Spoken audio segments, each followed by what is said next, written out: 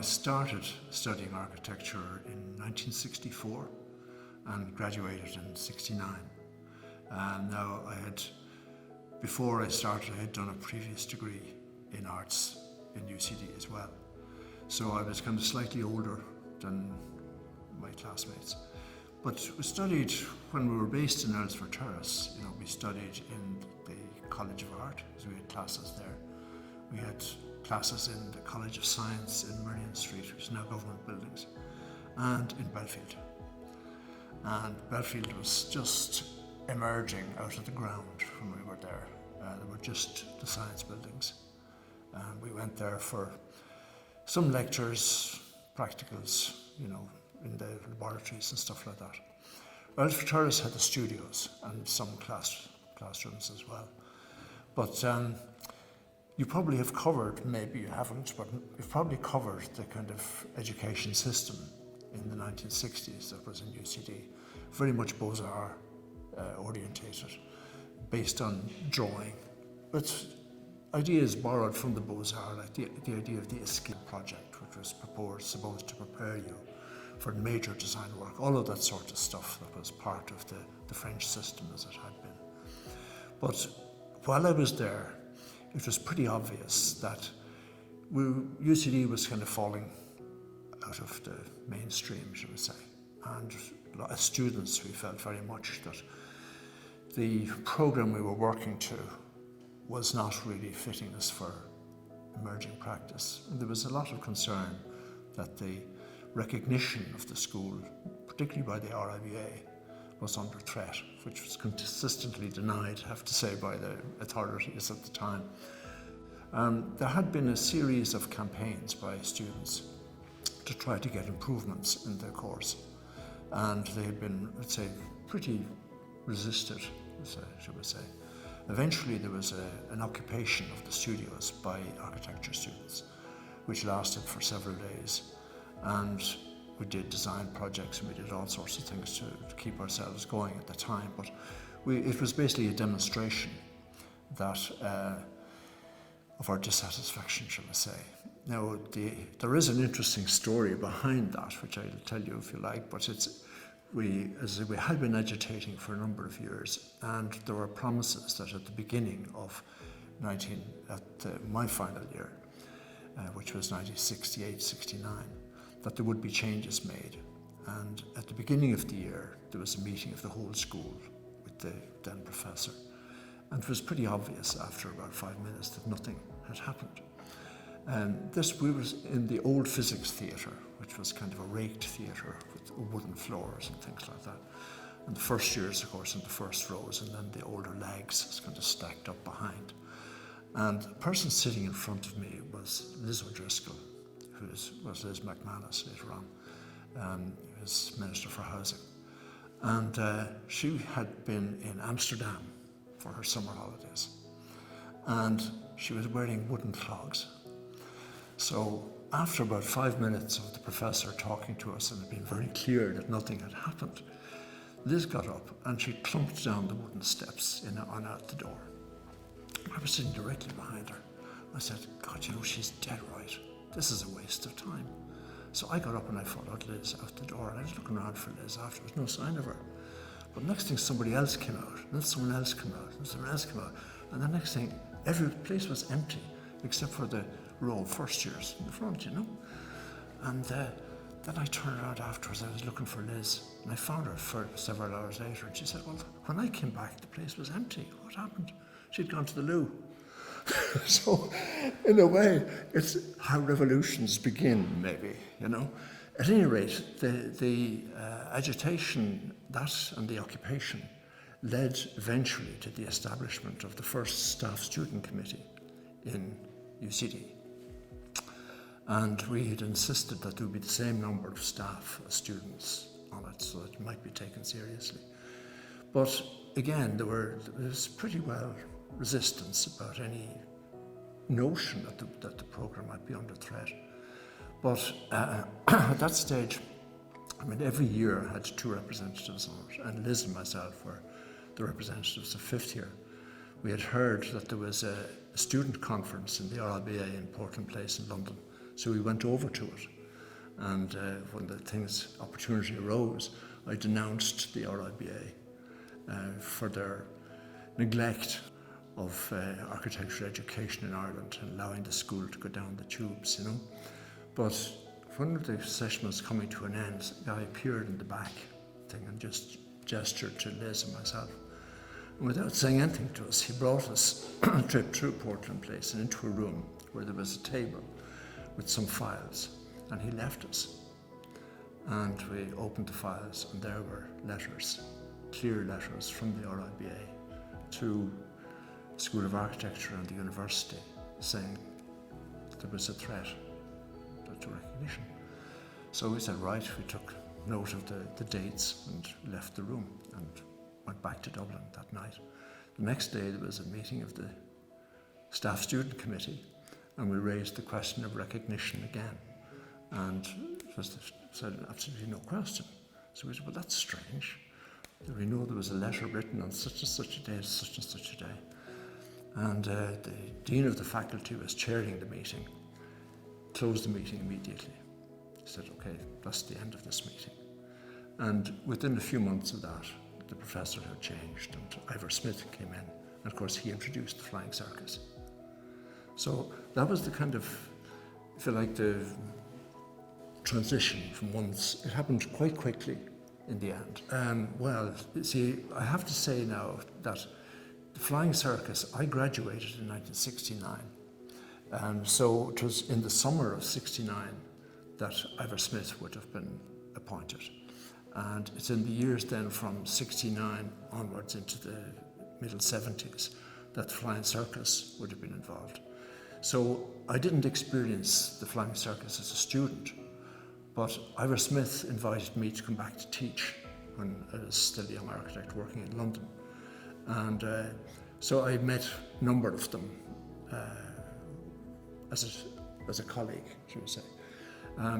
People I would probably have had most connection with would probably be Andy Macmillan from Glasgow, less Izzy Medstein, also from Glasgow. And I suppose Chris Cross would have met him quite a bit. But most of the others would have come and gone and not impacted on me very much at all. I heard that he had a penthouse suite, but I'm not sure how true that is. I did hear it, yes. Yeah, he was tremendously committed, I have to say. And I think as an injection, as a change mechanism for the school, it was hugely important. By the time Cathal O'Neill was made professor, that system was already beginning to change. And Ivor Smith had started the process of inviting young Irish architects in to teach mainly in the studio. And of course Cathal continued that and brought his own orientation to it as well. Well, yes, when we started attending at Belfield first, as I say, there were just the science buildings there. We used to come up from, I think it was Greenfield Crescent up that way, and you emerged into this, I'm afraid, something of a wasteland. My primary memory of it is, I think I've mentioned it, thought it was almost like the steppes of Russia. You know, it was open, windy, wet, you know. And since you were there mostly in the winter months, it wasn't exactly pleasant. But you had to go. I was lucky, my parents lived in Slorgan, so it was easy for me to get there. Then you had to go back into town for the rest of the classes and studio and stuff like that in Earlsfort Terrace.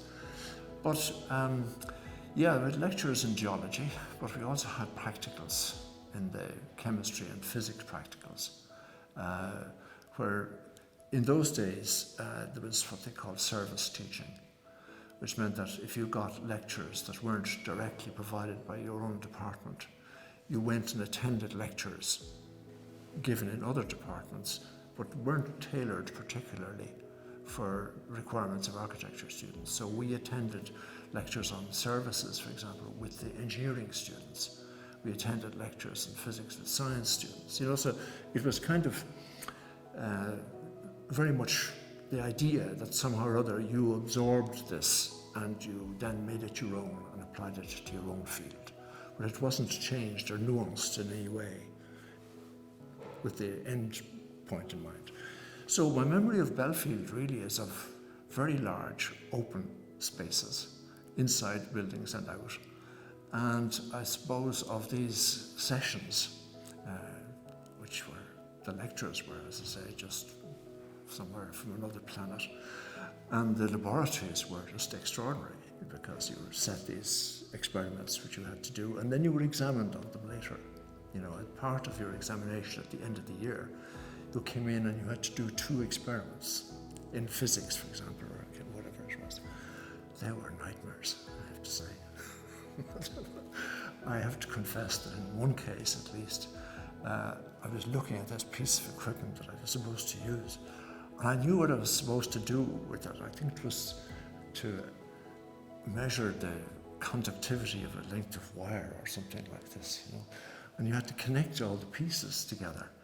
And I really couldn't remember how to connect, what sequence they were in, you know. So at one stage I figured I got it wrong because the battery started to bubble. So I kind of figured that, you know, I must have. So anyway, I worked it out in the end. But I had to work backwards, knowing what the results should be. So I kind of constructed a perfect set of readings to give me the required result, which means I understood it, of course, you know, but anyway. But I think all of us found those a bit nightmarish. In between, when I graduated first and I went to Berkeley to do postgraduate work, when I came back, most of the time I wasn't working in architecture. I worked in community development and things like that, and in educational projects, in curriculum development projects in second level schools, because I all had this interest in education and learning. So when I came back into UCD, that was probably my primary interest. I was interested in the process of learning, and with that then, what that meant in terms of teaching. You know, what sort of thing you were expecting to learn, and how is best to bring that about. So when I eventually became professor, which was in 1996, one of the first things I wanted to do was to change the curriculum in the school. Because as I say, they still had this service teaching kind of model, and I was more interested in trying to get an integrated learning that somehow tied design into other areas that were important. So a lot of energy in the first few years went to try to do that, to try to develop a way of looking at, say, the field of building realization, which is structures or technology or sustainability things, and how could they be modified and better used in the studio. So that was the first kind of focus. And along with that, because it was part and parcel of it, there was a question of how studio needed to evolve as well. And I had a particular interest there in bringing in young architects who were involved in what you call reflective or critical practice. So I brought in a load of young people who were actually beginning in their own work to show that kind of approach. And in parallel with that, I had an interest in developing research. So the notion was underlying it was to try to deepen, if you like, the intellectual content of Design Studio. And that, of course, waxed and waned in different ways, but that was the fundamental thing I was at. The business of developing the research thing was much more kind of episodic, I would say, but we worked fairly consistently developing the Design Studio programs over a period of time. And along with that particular work, I was very concerned with the fact that part-time studio teachers were not really valued in the education system, in the university system. There were, some people would have said that, you know, we should be wearing brown coats like laboratory assistants, you know. And I was anxious that they would have some status within the university. So that was a kind of a parallel concern. This is more kind of administrative side of things. So I suppose they were the dominant sort of things. And things that went in parallel with that, I suppose, was the fact that I was very aware of what was happening in other schools through my international links both with SCOSA in the United Kingdom and the European Association for Architecture Education, which the school was a founding member of that. So I was quite in tune, I suppose, of what was happening elsewhere.